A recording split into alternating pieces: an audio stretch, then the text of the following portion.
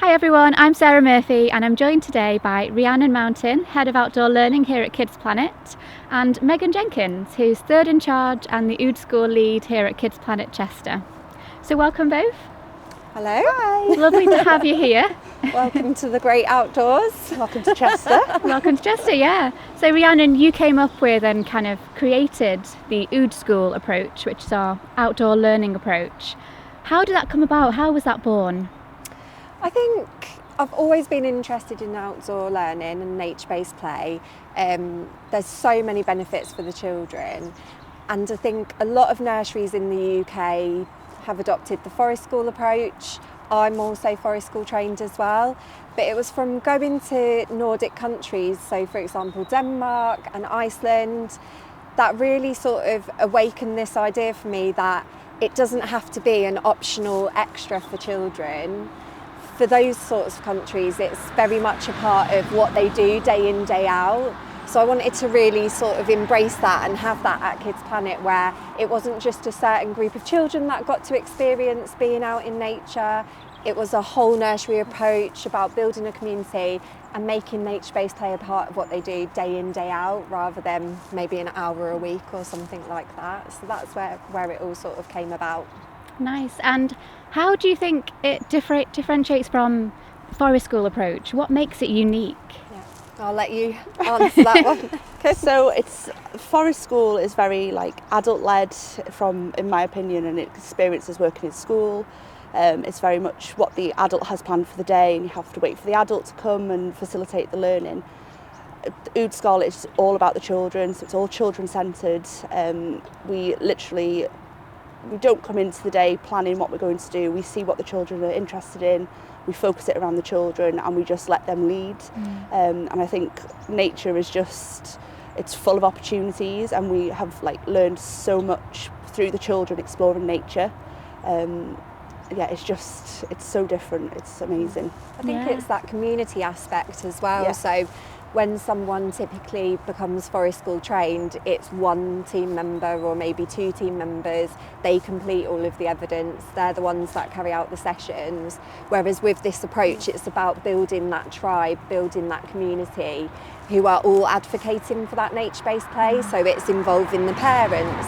It's looking at how we can work with local people, like Forestry Commission and Woodland Trust and people like that. So it's building a whole team up around it rather than that one person. I think that really sets it aside. Yeah, definitely. And when did you become an Udeskole nature-based nursery? So we're very lucky, we've got lots of outdoor space, so we've always been very outdoorsy. Yeah. But we've been accredited for about 18 months now. Yeah. And we've seen such a difference in how practitioners use the outdoors and the accreditation to facilitate learning. We used to just go outside and have time outside, but now we go out with an intent to learn outside, and we know that there's always opportunities. It's just opened up so many skills for adults as well as children, and you see such a difference in adults being motivated to be outside and spend time outdoors with the children rather than just be dinner ladies watching them play, and it is lovely. Yeah. So what kind of did the outdoor learning and play look like before bringing on Udeskole, and what kind of changes have you seen? So it was very much bring indoors out, and we'd have tough trays with Lego in just to fill up a tray and fill up a space. Or what we've done inside today we'll do outside because they've enjoyed it, but it's completely shifted the dynamic. So we use the natural resources and the natural environment outside. We don't just stick to the garden, we now explore the forest, and we look for those opportunities in the community as well. We've got a good relationship with Chester Zoo, so we often go and look at the nature reserve, and the changing seasons bring different elements to how we teach and the children learn and how they explore. Risky play is a massive aspect of Chester's play. So I think it's been an eye-opening experience for adults to learn how to facilitate the risky play, and to use the language and to support them to be confident and resilient and be able to bounce back from difficulties and be able to look out for these risks and actively take part in those activities. Brilliant. And what kind of positive feedback have you had from parents? So much positive. We have so many parents coming in and talking about their experiences as children and how it reminds them of when they used to play outdoors till all hours until the street lights come on, and how childhood has changed and is different now to how it was when they were children, and how they especially dads, they're very protective of their children. We find here they don't like them getting dirty, they don't like them falling over, but now they're reflecting on how they used to play, and actually they used to climb trees and they used to run round with shovels and just dig holes, and they think, oh, actually, why aren't my children experiencing those? Because I used to have the best times with my friends out and about, and we hold Father's Day stay and plays, Mother's Day stay and plays, grandparent days, and they all just come in, and especially Christmas, they love getting involved with the fire, and they just share those experiences with those children. It's nice to see them getting involved with their children, doing those activities as well. I think that's another key aspect of why we decided to do this approach, is that childhood has changed so dramatically for children, and like Megan just said, all of us have really fond memories of playing outside for the majority of the time, and again the rule was you come in when the street lights come on, but unfortunately children in the UK, you don't really see that anymore. You don't see children playing out on the street, especially not with adults. They're not taking as many risks, like you say. I think there's some shocking research around the amount of children that climb trees nowadays and do things like that.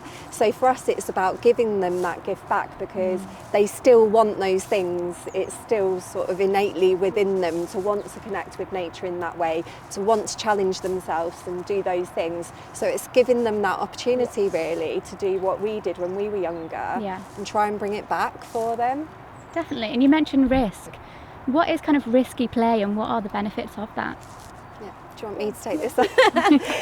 So it's a funny one for me. So I've sort of changed it round to saying challenging play now when I describe it, because when you say risky play to parents especially, when you say the word risk, everyone thinks, oh, danger, and this means we're going to put children at risk. But really it's about giving them those skills to be able to keep themselves safe. If we wrap children up in cotton wool and don't allow them to take any risks at all, don't allow them to challenge themselves and assess their own risk, we're then sending them out in the world with no idea of how to keep themselves safe. So for us, it's about making it as safe as necessary, not as safe as possible. If you think about a child who's learning to walk, they're constantly falling over, aren't they? They're trying again, they're persisting, they're standing up, they're knocking into everything. They're probably going to have quite a few bumps along the way, but that is how they learn that skill. And it's exactly the same as children get older. They have to try again. They have to fail to learn how to do it right. And if we do it all for them, we're taking away that learning experience. So as Megan said earlier, it's about us facilitating that. So if a child is struggling and they're, that emotional regulation's kicking in and they're panicking about what situation they're in, it's about us talking them through that experience. It'd be really easy for us to grab a child and take them down from where they are, but it's about talking them through how to get down safely, how to get up safely. So it's more about giving that challenge rather than putting them at harm's way. It's about teaching them to assess their own risk and keep themselves safe in effect. And the self-esteem and the confidence that comes out of allowing children to do this, we're teaching them life skills, we're teaching them persistence, we're teaching them that things don't always go as planned, and that's okay, and it's that problem solving to get it right. So it's life skills really. Definitely, it's really interesting. You can tell I'm passionate about about challenging play. Rightly so. And obviously being outdoors is so amazing for well-being and mental health. What positive changes do you think Udeskole has brought for not just the children but for the staff as well? So in terms of the children, we don't have any children on behaviour support plans at the minute. We see that those children that do have challenging home environments or that may have difficulties regulating their emotions, once they come outside, that they are completely different children. That you take away the walls and they're not bouncing off them anymore.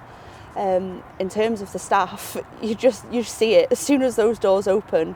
They breathe a sigh of relief that Really? there's fresh air, and the children, you know, they can have that time to sort of cool down and extra space to run around, and then they sort of regulate their own emotions, the adults, and then they can engage with the children more effectively. I think we see it in the morning when it gets really busy, especially in those 2-year-old rooms, the tot rooms, the baby rooms, when they get really loud. Just changing that environment just impacts the room so much, and you see it, you know, they come outside, we go to the forest, that even just going for a simple walk changes everybody's mood, and once we come back in, we're regathered and we can start afresh. It's literally like pressing the reset button. I think parents also comment on the fact that they can see the difference in their children when they spend more time outdoors. They know when they've had adequate amount of time out in nature, they see that difference in their children back at home as well. There's just so much research around it, what it does to your brain when you're outside. And it's such a shame that there's so many people that aren't listening to that research and getting children outdoors, because it's just so good for them. But like you say, it's so beneficial for the team as well, in terms of enjoying their job as well, and something different every day, and being able to engage with nature themselves, because they might not get that opportunity. So even just doing this now, like, I can feel the benefits. 'Cause Yeah. you're so often in a busy office, aren't you? And it really does. We're just not designed to be outdoors. No. Sorry, we are. We're just not designed to be indoors. Yeah. If you look at human beings, you know, we are developed in nature. We're meant to be outdoors. So the effects that it has on us, being in these boxes all the time. I think one of the practitioners in Denmark that I got chatting to about the UK and how we are with our children actually described us as cruel, and said that we keep our children in boxes. You know, why do we do this? Why do we not let them out? And it's artificial light, it's lack of fresh air, it's all those things. And a really common thing that we get from parents all the time is, I don't want them to get ill, or I don't want them to get a cold. But actually, viruses and things like colds and coughs are more likely to be spread and passed on indoors, where there's no fresh air and no ventilation. Yeah, that's really So interesting. it's really educating people on the fact that being out in fresh air and being outdoors, if you think back to COVID times, you're less likely to get poorly and unwell when you're outdoors. And I'm sure you've seen a change in illnesses and time off. Massively. We barely have like illnesses or bugs, but it's Really? always the parents that we need to educate and bring them in on, like, get them on our level and say, you know, exactly what you just said about them, the germs being indoors, not outdoors, and just by explaining that to them, so they sort of clicks and it makes sense to them, and then they're absolutely fine. Yeah. And have you seen a really positive increase in physical activity as well? Absolutely. I think our babies and tots are so well developed physically. They almost run before they can walk sometimes, because there's that much physical challenge indoors and outdoors. We've got loads of hills outside in Chester. We're not in Wrexham. That we sort of let them out. They're not just in the prams all the time. They're not container babies. They're allowed to explore those inclines and hills and stairs, and they're allowed to find that challenge for themselves. And we're always on hand to support them. And then by the time they're toddlers and preschool, we can't stop them. They are literally unstoppable. I think that there's a real issue in the UK and Wales as well, actually, that I've recently been looking into, because we have got our Welsh nurseries now as well. Just with childhood obesity is really on the rise with children. And if you think about their lifestyles, they live very sedentary lifestyles now, you know. And like you were saying about container babies, you know, if you think about the average child's day-to-day goings on, you know, they're sat upright having breakfast, potentially watching an iPad or watching the telly, then they're in a car seat, upright again. Then a lot of nurseries, a lot of schools are then expecting children to sit and listen and do a circle time. So they're spending a lot of time stationary, and that's not how our bodies develop. You know, children are built to move, they're designed to move. There's a lot of issues around sort of that sensory development now as well.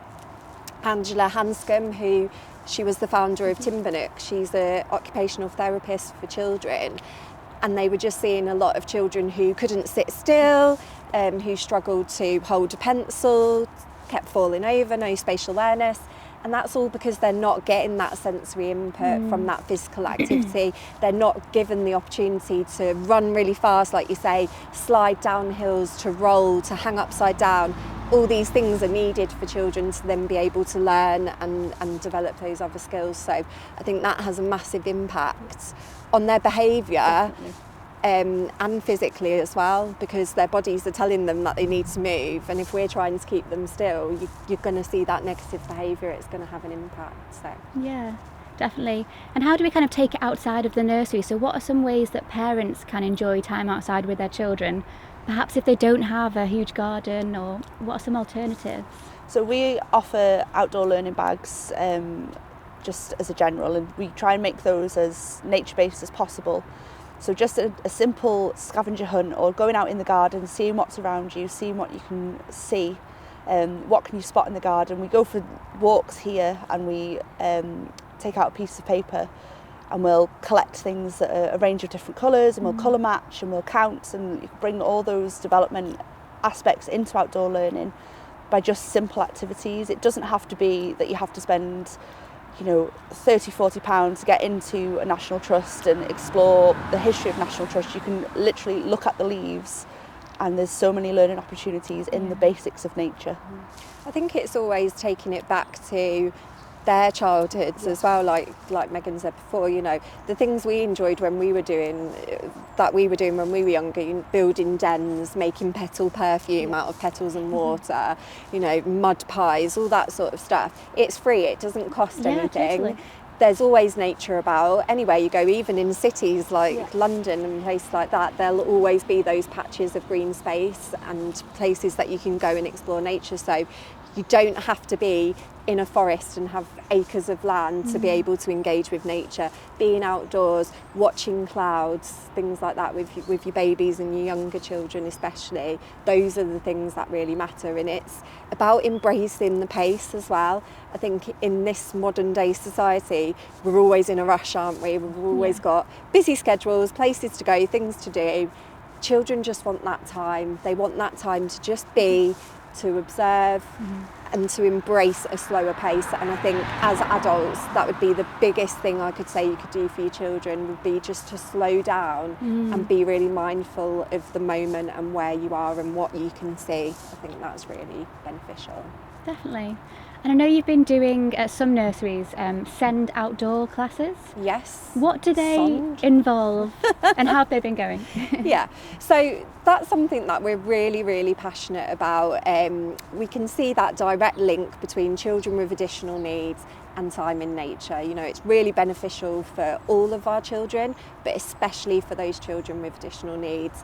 One tiny little snippet of it is that I find absolutely mind-blowing is, for a child with ADHD, being outdoors in nature for just an hour is like a dose of Ritalin for a child. Wow. So the effects that it has on children who perhaps really struggle with concentration, or that oversensory sort of input where it's all too busy, it's all too loud, being outdoors in nature gives them that opportunity to just be and to relax and not have so many distractions going on. But also for a lot of these children, they're not given a great deal of freedom to go and run and be free, because everyone feels like they need to be helicopter sort of practitioners over them, making sure that they're okay, making sure they're safe.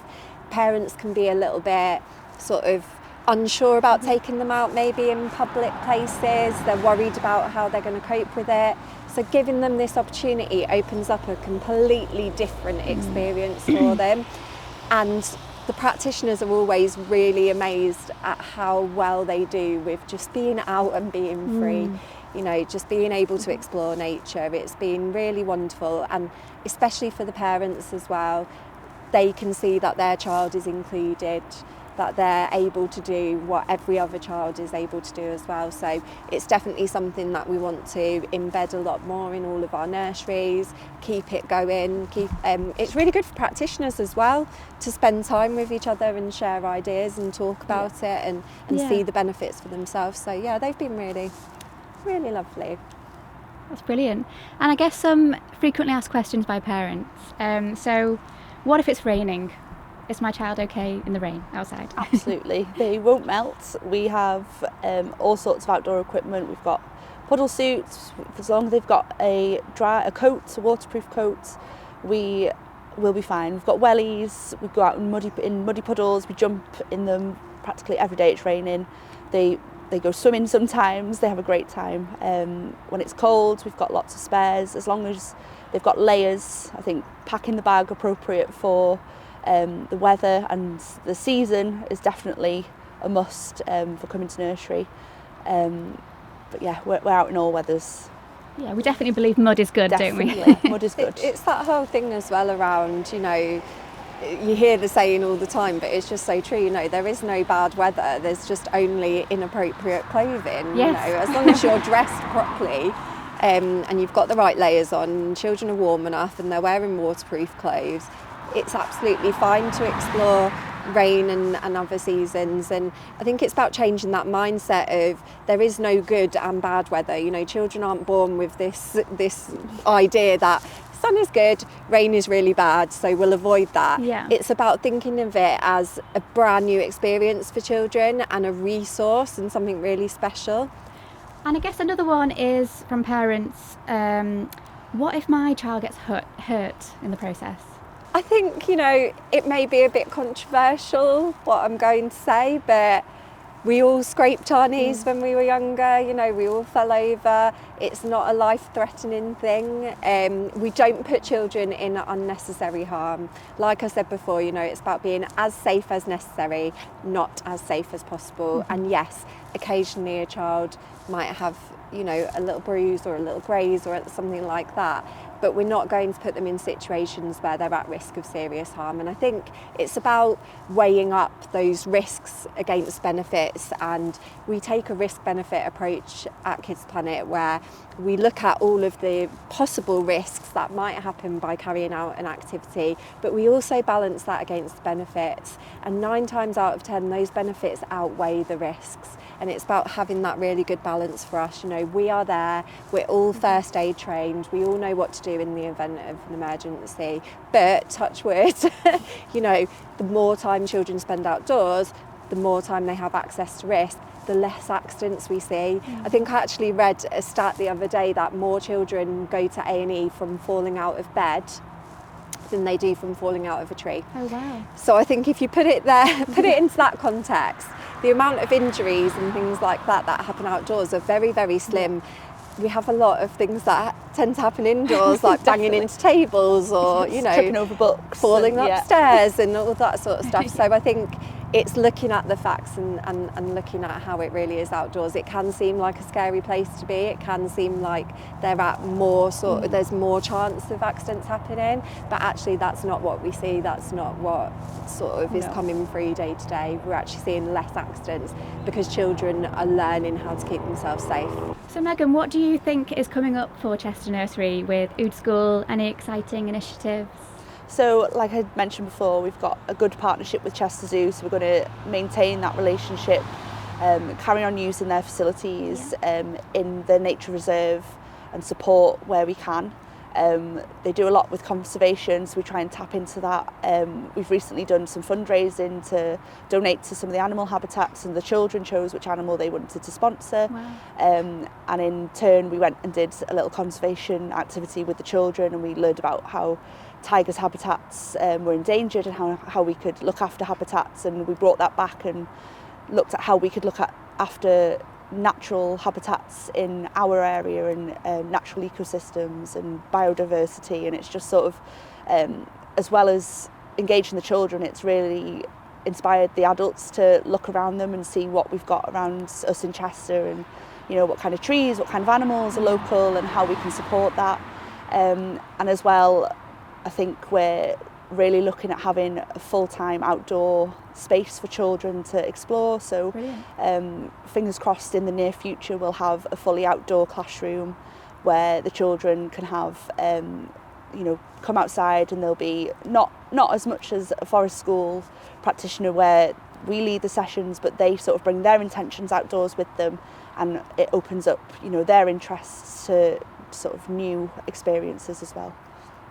Amazing. And Udeskole as a whole is just growing and growing, isn't it? Like, how many nurseries are we at? Taking over. I think we're coming very close to 50 nurseries now, Amazing. which I'm really, really pleased about. So Yeah. it's just continuing to grow that. Very excitingly, we will be launching Beach School next year, which is That's really cool. exciting. Yeah, because we've got a lot of nurseries who are based near the coast Yes.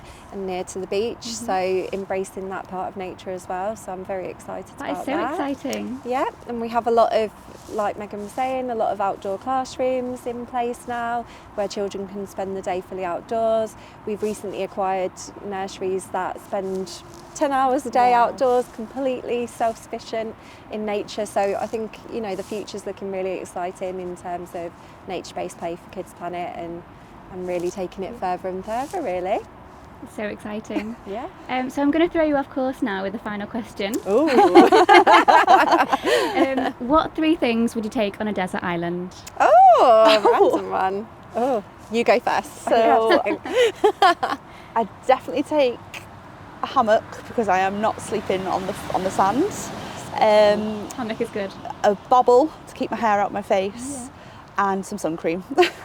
Great, very practical. I would take sun cream because, you know, I'm fair, I need to protect myself. Bug spray because bugs absolutely love me and I don't want to be bitten to shreds. And probably something to filter water. We need water. Water is essential, so yeah, a water filter. There are 3 very good things there. Well, thank you both so much for today. Thank you. It's been super informative and I'm sure the listeners have learnt loads from you, so thank you so much. Thank you. Thank you very much. Do join us again for another episode of All Things Early Years.